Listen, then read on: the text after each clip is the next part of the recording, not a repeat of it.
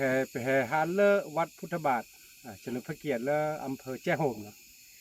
แกก็เจอโคตรท่อด้วยนะท่อคอสวัสดวัดบาทนะเมื่อไม่แห่ฮาเลยแห่ฮาเลอร์แต่ก็คาเนี่ยมู่นอะไรแต่แห่งกว่าเราเวลำปางเวแจ้ห่มลำปางก็เจอร้านเนาะยีไปแห่กว่าซะเลยตะบุตะบาซะเลยก็จัดตู้ก็จัดโซคาเลยตัวบานเลยทุๆจอยๆว่าแต่ก็มีก็จ่ายยีไปทอดให้พวกจ่ายเนาะไปทอดตัวเศษตัวบาทตัวบุตรแกกิตกี้ข้อตะกี้เนาะทุกก็ไปให้ชอบโคให้ชอบตากโพให้ชอบทูชอบเลยให้ชอบมาได้เลยจริงๆนะวันยาลาซาติระตะบุตะบาเนี่ยอาซาเลโตตะบุตะบาเนี่ยมันโต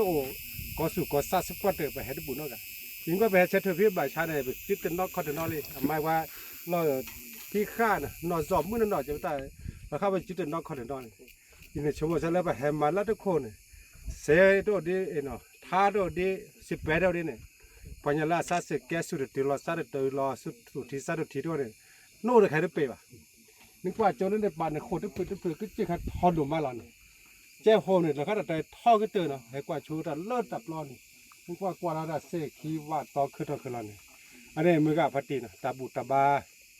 ปะเมื่อเนี่ยมาได้เก๋ๆเนาะตาบุตาบาถ้าบัดแต่ละหน้าป่ะเนาะถ้าบัดแต่ละซีป่ะถ้าบัดแต่ละมาเตเซป่ะเนาะตามมาก็มีก็จ่ายมาเซก็มีเป็นเมื่อคูเมื่อพอแล้วสันยี่ใส่เมื่อมาแต่การเนี่ยมาเตเซป่ะก็น่าตักโตเจียมมาเจอละเทปไปให้ทอคนร้อนไปให้ทอเซนนอกกันพอไม่ได้ให้เราเลือดสูดเลือดเศร้าอันนี้มือกับพัดตีโพลีไม่ให้ให้เลือดอำเภอแจ้ห่มเนาะ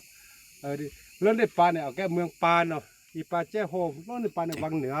โอ้กับปูกับป่าให้หาเซ่จังนี่มันเนาะอันนี้มือกับพัดตีพี่พื้นก็ดีก็กันเนาะสุขีไม่ให้หาเสียให้บุให้บาแต่พี่แต่ตลอดตาเกลไม่ได้ตัดสุดตาปูไม่ได้ไม่ตัดสุดตาปูไปถึงมาทว่าเนาะอันนี้ให้หาเนาะจับเลือ